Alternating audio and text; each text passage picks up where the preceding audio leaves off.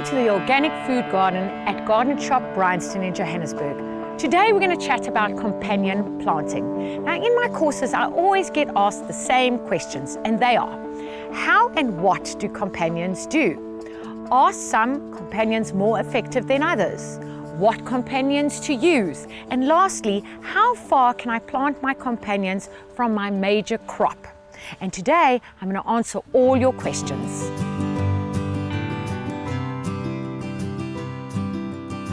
Our first question is, why do we need companion plants and how do they work? In organic vegetable gardening, we want to avoid using toxic chemicals, so we need to include natural processes that keep our gardens healthy and disease-free.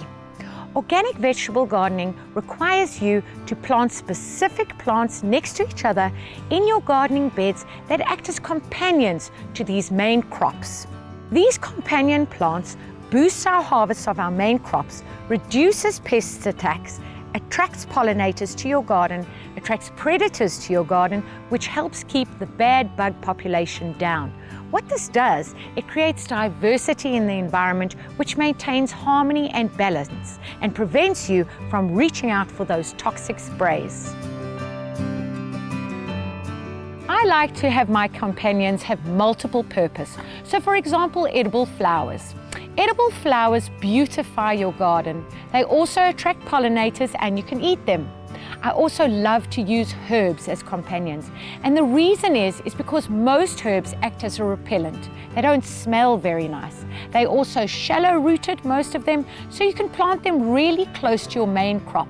The beauty about many of our herbs, like rosemary and thyme, is that they are perennial. And the benefit of that is you don't have to keep planting new companion plants because your perennials stay in place season after season for a few years. There are some firm favorites of mine though, which are annual crops, and those are marigolds, nasturtiums, basil and coriander. And I do always plant those in our summer season to act as the best companion plants for many of those wonderful crops that I'm going to show you how they work together.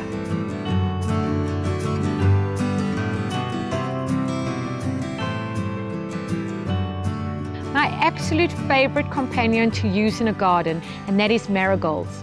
Marigolds are really special. Over here, I've planted them next to my tomatoes and my eggplant. Look at this beautiful one growing over here. The importance of marigolds in a garden are several. Firstly, they are definitely a repellent, not very nice smelling. You can eat them. Well, I wouldn't really advise that because they're not so tasty. But the most important thing about marigolds being planted next to your tomato family, which includes tomatoes, eggplants, peppers, chilies, and potatoes, is that marigolds release an enzyme into the soil called thiopene. And what thiopene does is it kills an eelworm that gives that family a disease called root knot, which is deadly. So marigolds are an absolute must.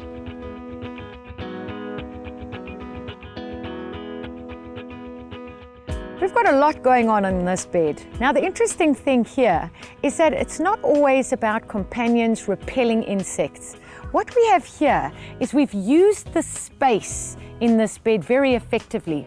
We've included two main crops. We're using zucchinis over here as the above ground vegetable, and we're using sweet potatoes over here as the below ground vegetable.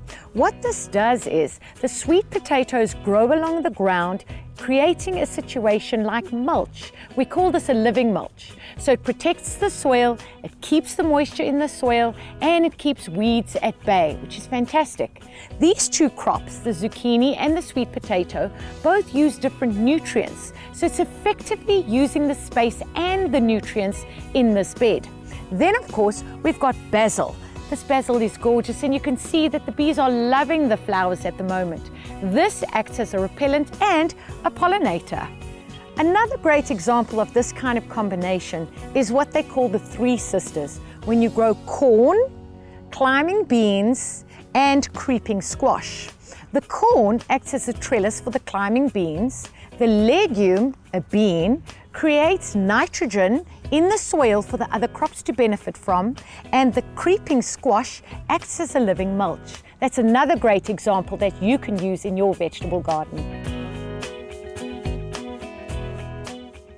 Another fantastic relationship is basil and tomatoes. When basil and tomato are planted together, they enhance each other's flavor. I have a very good rule, and that is what you eat together, you grow together. Another fabulous example is dill and cucumbers. Those are an excellent companion. Now with basil and tomato, what the basil does is it acts as a trap crop. It calls the bad bugs to itself, protecting the main crop, which is the tomatoes. Another great companion to have in your garden is yarrow. Now yarrow, when in flower, can grow this tall, and you get different colors of flowers. They're also great for pollinators. Bees love them. But the special use of yarrow is that they're called a dynamic accumulator. And another example of that is comfrey. What that means is it has the ability to draw up nutrients from deep within the soil and benefit the plants around it. And the things that yarrow brings up is phosphorus, potassium, and copper. We've planted yarrow with our Swiss chard and our beans. Yarrow is a very healing herb, not only for plants around it, but for us too. Another special thing that yarrow does is it increases the decomposition process of your compost pile. So remember to grab 2 handfuls of yarrow and throw it on your compost pile, and that will speed things up for you.